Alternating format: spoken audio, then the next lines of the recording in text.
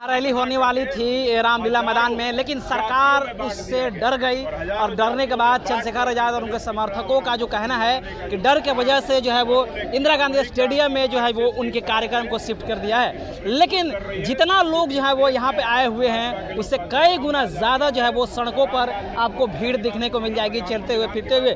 इन तमाम बातचीत को लेकर के हमारे साथ बिहार के भीम आर्मी प्रदेश अध्यक्ष अमर ज्योति जी हैं। उनका क्या कहना है, क्या सरकार वास्तव में डर गई है, घबरा गई है, या इन लोगों के साथ भीड़ नहीं है जिसके वजह से इन स्टेडियम में ये लोग शिफ्ट हो गए हैं? सरकार डर गई या आप लोगों के साथ भीड़ नहीं है? देखिए, सरकार तो पहले से डरी हुई है। 21 अगस्त के भारत बंद हुआ, उसके बाद ये बड़ा जो आंदोलन हुआ उस पर आप देख लीजिए कि जिस प्रकार से सरकार ने हमारे रामलीला मैदान में जो बड़ा महारैली होने वाला था उसके परमिशन को रद्द किया है।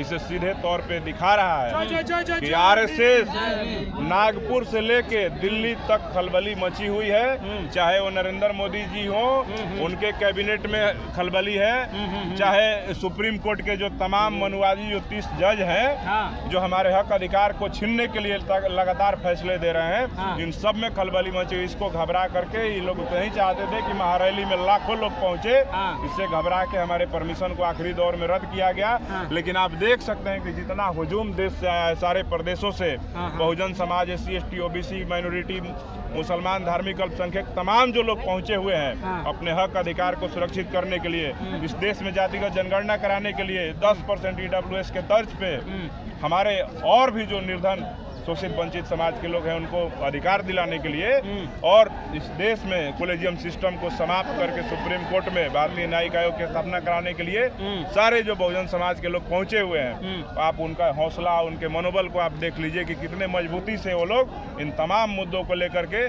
आज यहाँ पे लाखों की संख्या में पहुंचे हुए हैं। और मुझे लगता है कि हमारे जनबल को देख करके इस सरकार को झुकना पड़ेगा और हमारे अधिकारों को लौटाना पड़ेगा।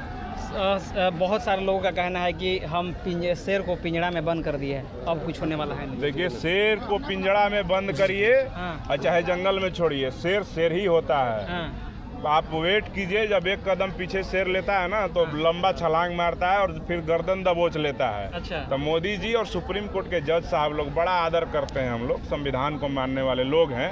हम लोग कोई असंवैधानिक कार्य नहीं करेंगे, लेकिन हम भी आपसे आग्रह करते हैं कि आप भी कोई भी संविधान में जो मूल भावना है संविधान का आरक्षण को लेकर के, उसके साथ छेड़छाड़ करने का प्रयास नहीं करिए। नहीं तो हम लोग सोए हुए शेर है। हमारे महापुरुष का कहना है, बहुजन समाज सोया हुआ शेर है, उंगली करोगे तो चीर फाड़ देगा। तो यही बात है, सरकार के लोग, सुप्रीम कोर्ट के लोग, जज लोग समझ जाइए भैया। हम रिक्वेस्ट कर रहे हैं, अभी आग्रह कर रहे हैं, हम लोग संवैधानिक तरीके से आंदोलन कर रहे हैं, रैली कर रहे हैं, भारत बंद करवा रहे हैं, लेकिन जिस दिन आप लोग संविधान के साथ, जिस प्रकार से आप लोग गलत तरीके से संविधान के साथ एक तरह से कहा जाए तो आप लोग छेड़छाड़ कर रहे हैं, तो उसको हम लोग बर्दाश्त नहीं करेंगे।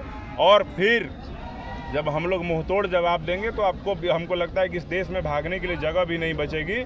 और बहुजन समाज के लोग, हम नहीं चाहते हैं कि भारत में श्रीलंका और बांग्लादेश जैसी स्थिति पैदा हो, और इस देश का बहुजन समाज का युवा संसद में घुस करके, सुप्रीम कोर्ट में घुस करके तांडव मचाए। इसलिए आग्रह, हम हाथ जोड़ रहे हैं कि सुप्रीम कोर्ट के जज साहब लोग भारत को बांग्लादेश और श्रीलंका बनने से बचा लीजिए। नहीं तो बहुजन समाज सोया हुआ शेर है, और शेर है तो भाई सब लोग आप ढेर हो जाइएगा, ठीक है। बस ज़्यादा नहीं कहेंगे, यही कहेंगे कि आप लोग हमारे अधिकारों को शांतिपूर्वक लौटा दीजिए और हमारे संविधान और आरक्षण के साथ छेड़छाड़ करने का प्रयास नहीं कीजिए, नहीं तो माकूल जवाब मिलेगा। आवाज दो, आवाज दो, गैरों की न गैरों की, बीमार से रोकी, गैरों की न गैरों की, बीमार से रोकी। अमर ज्योति भैया जिंदाबाद, जिंदाबाद, जिंदाबाद। आप लोग भारत बंद भी किए, यहाँ रैली भी बुलाए, ना सरकार की नींद खुल रही है, ना ही सुप्रीम कोर्ट इस पर संज्ञान ले रहा है। देखिए ना, डर तो रहा है सरकार, क्या बात कर रहे हैं। सुप्रीम कोर्ट जिस दिन 21 अगस्त भारत बंद हुआ उस दिन एक फैसला आया, पता है? आप लोग नहीं देखे, सुप्रीम कोर्ट ने ही बोला कि इस देश में जो जनरल कैटेगरी की सीटें हैं उसमें सिर्फ और सिर्फ सवर्णों के लिए वो सीटें नहीं है, उसमें SC ST और OBC की भी जो मेरिटोरियस, आप मेरिट करते हैं, लेकिन SC ST और OBC के जो मेरिट वाले बच्चे हैं उनको SC और ST और OBC कैटेगरी में ही नौकरी देते हैं। तो इस देश में टीना डाबी टॉप की ना, इस देश में नीतीश कटारिया UPSC टॉप किया गया ना तो मेरिट कहाँ था? वो एससी लड़का है ना, एसटी लड़का है ना। तो वैसे लोग जब मेरिट में आ रहे हैं तो तुम उसको जनरल वाला सीट नहीं दे रहे हो। लेकिन सुप्रीम कोर्ट ने 21 अगस्त के भारत बंद से डर करके, आप जाके जजमेंट पढ़िएगा, 21 अगस्त 2024 का जजमेंट है सुप्रीम कोर्ट का, कि एससी एसटी और ओबीसी के जो बच्चे जनरल कैटेगरी से ज्यादा मार्क्स लाएंगे उनको जनरल कैटेगरी में सिलेक्शन होगा, और उनका एससी एसटी का जो सीट है वो उनके और जो कम नंबर वाले एससी एसटी और ओबीसी के समाज के जो लोग हैं उनको वो सीटें दी जाएगी। तो ये सुप्रीम कोर्ट का झुकने का निशानी है, और सरकार की झुकने की निशानी है कि लेटरल एंट्री पे एससी एसटी और ओबीसी के लोगों के भी अब लेटरल एंट्री से बहाली होगी।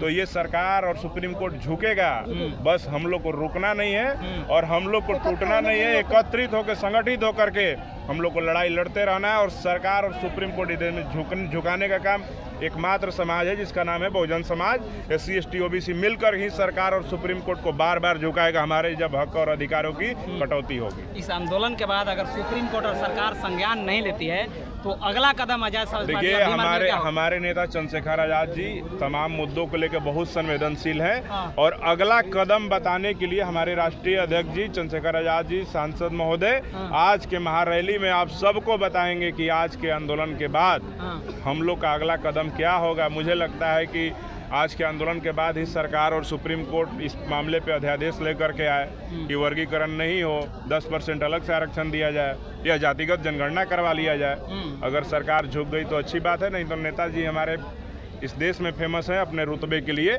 और वो जो फैसला लेंगे पूरा बहुजन समाज देखेगा, सारे मीडिया के लोग भी आप लोग सुनिएगा। तो मैं यही कहूँगा कि हमारे नेताजी जो आज भाषण देंगे उसको सुनिए आप लोग, और देखिए कि वो क्या कह रहे हैं।